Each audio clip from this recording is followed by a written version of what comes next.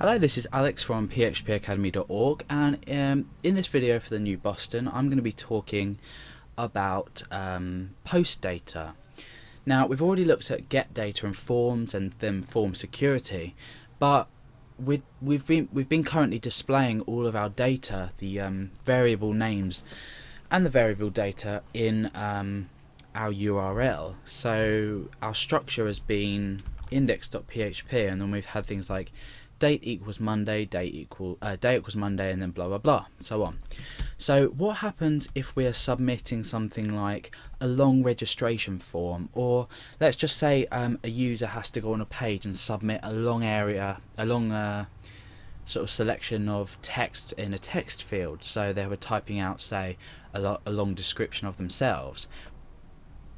For this purpose, it's not a good idea in any means to use get, but what we do is we use something called post, and this uses a different method. It uses the HTTP post method, and this processes the data. It sends the data directly to the form and doesn't include it in the URL itself.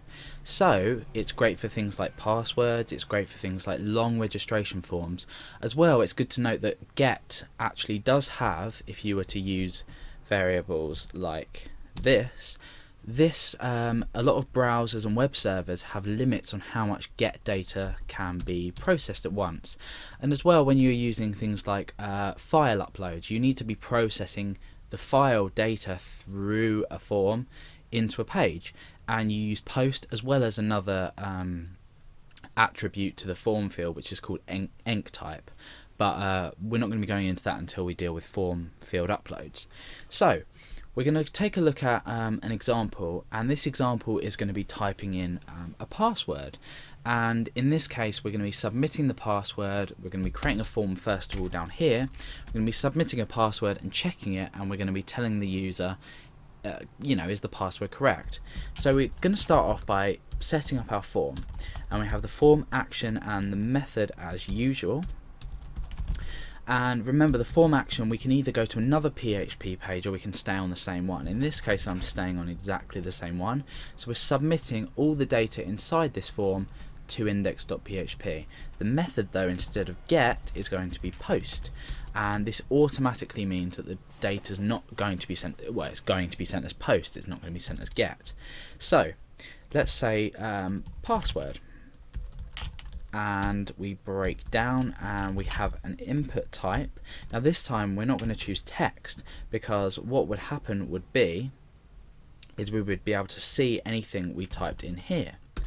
However, we are going to choose the type password, and this means that the browser interprets this as a password field and you can no longer see anything in there. So that's interesting if you didn't already know how to do that. The name of this is going to be password.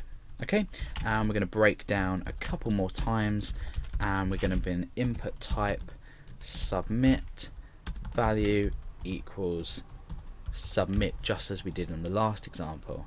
So as this stands, we're submitting a password in this form when we click submit. So as as to the previous example with get, I typed something in here, clicked submit, and we saw it appear here.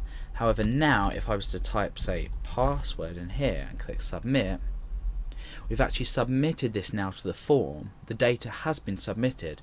However, it's not visible up here, and obviously at the moment not visible on the page because we haven't done anything with the data.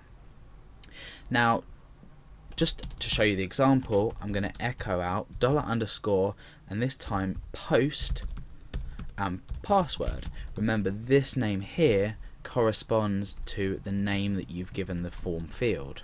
So let's refresh the page, type in hidden, for example, and click submit. You can see that hidden is now displayed, okay, but still not displayed up here. So what can we do with this? We can again check that the form has been submitted. So we say if is set, and we say $_ post, this time password. We execute in this block here.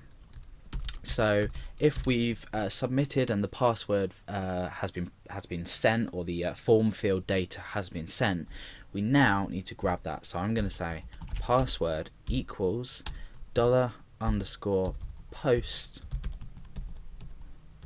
password. Now, as discussed in the security video relating to forms, we could do the HTML entities just here. However, we're not actually displaying this password back out to the user.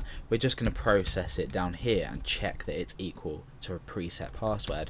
So the password I'm going to say is pass123. Okay, so the password must be equal to pass123 for us to validate it. So now what I'm going to do is I'm going to say if password corresponding to this variable, which then corresponds to this here, because we're taking the post data, which then corresponds to what the user's typed in. So if the password is equal to match, say something, otherwise say something else. And what we're going to say in here is echo that is correct, and otherwise we're going to say that is incorrect. Okay, so let's test this out. We'll go back to the index.php page, we'll click submit.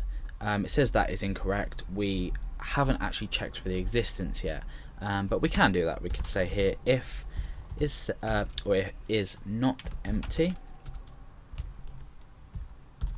password, do all of this down to here.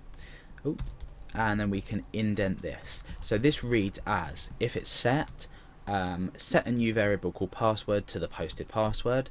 If it's not empty, do all of this, and then otherwise, I mean, can you see in my text editor where when I click to the end of this curly bracket here, that highlights in red, this also highlights in red. So I can see that this starts here and ends here, therefore I can do else